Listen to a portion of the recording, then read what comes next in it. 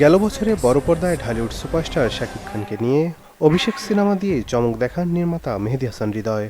নতুন নির্মাতা হিসেবে প্রথম কাজেই দর্শক ও প্রযোজকদের নজর কাড়তে সক্ষম হন তিনি। সিনেমাটি বক্স অফিসে দাপট দেখিয়ে আলোচনার ঝড় তোলে এবং ব্যবসায়িকভাবেও সফলতা পায়, যা তাকে নির্মাতা হিসেবে আলাদা একটি অবস্থান এনে দেয়। এক্স্যাক্টলি যেই রকম দেখতে চাইছে একদম হুবহু। কিন্তু ভাই এবার ঈদেও একটা মুভি রিলিজ আছে ভাই, এক্স্যাক্টলি সেম শটটা আছে। সেই সাফল্যের ধারাবাহিকতায় চলতি ঈদে জনপ্রিয় অভিনেতা সিয়াম আহমেদকে নিয়ে তিনি নির্মাণ করেন রাক্ষস। মুক্তির পর থেকেই সিনেমাটি দর্শকদের মধ্যে ব্যাপক আগ্রহ তৈরি করে। বিশেষ করে সিনেমাটির গল্প, নির্মাণশৈলী এবং রহস্যঘন আবহ দর্শকদের মধ্যে নতুন ধরনের উত্তেজনা তৈরি করেছে। অনেকেই মনে করছেন দেশের বাণিজ্যিক সিনেমায় নতুন ধাঁচের গল্প উপস্থাপনা আনার চেষ্টা করছেন এই নির্মাতা। আমি এমন একটা জায়গায় চলে গেছি। সিনেমাটি দেখার পর থেকেই দর্শকের একাংশের মধ্যে জোরালো হয়েছে রাক্ষসের সিকুয়াল নিয়ে আলোচনা।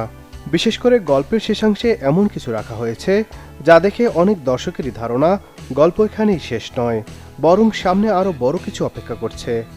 সামাজিক যোগাযোগ মাধ্যমেও ইতিমধ্যে রাক্ষসের সিকুয়াল নিয়ে নানা জল্পনা কল্পনা শুরু হয়েছে। অনেক দর্শক তাদের মতামত জানিয়ে লিখেছেন এ গল্পের পরবর্তী অধ্যায় না এলে তা অপূর্ণ থেকে যাবে। এ বিষয়ে নির্মাতা মেহেদী হাসান হৃদয় নিজেই দিয়েছেন স্পষ্ট ইঙ্গিত। তিনি জানান রাক্ষসের সিকুয়াল আসবে এবং সেটি হবে আরও বড় পরিসরে। হৃদয় বলেন, রাক্ষস সিনেমাটি আমি বরবাদের ইউনিভার্স হিসেবে নির্মাণ করেছি। স্বাভাবিকভাবেই রাক্ষসের সিকুয়াল আসবে, আর এই সিনেমাতে যা দেখিয়েছি সিকুয়ালটি হবে তার চেয়ে আরও বড় পরিসরে এবং ভয়ঙ্কর লেভেলে। দর্শকরা যে ধরনের গল্প অভিজ্ঞতা প্রথম পর্বে পেয়েছে, পরবর্তী পর্বে সেটিকে আরও বিস্তৃত আকারে তুলে ধরার পরিকল্পনা রয়েছে। তুই যদি ওদের বাপ হস তাইলে আমি তোর বাপেরও বাপ। এদিকে সম্প্রতি প্রিন্স সিনেমার একটি বিশেষ প্রদর্শনীতে উপস্থিত শিল্পী, নির্মাতা ও সাংবাদিকদের সামনে শাকিব খান হৃদয়কে কমার্শিয়াল ধারার অন্যতম সেরা নির্মাতা হিসেবে উল্লেখ করেন।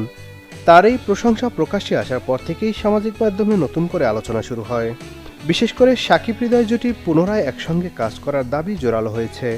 ভক্তদের অনেকেই মনে করছেন এই জুটি আবার এক হলে বড় বাজেটে আরও চমকপ্রদ সিনেমা উপহার পেতে পারে দর্শক।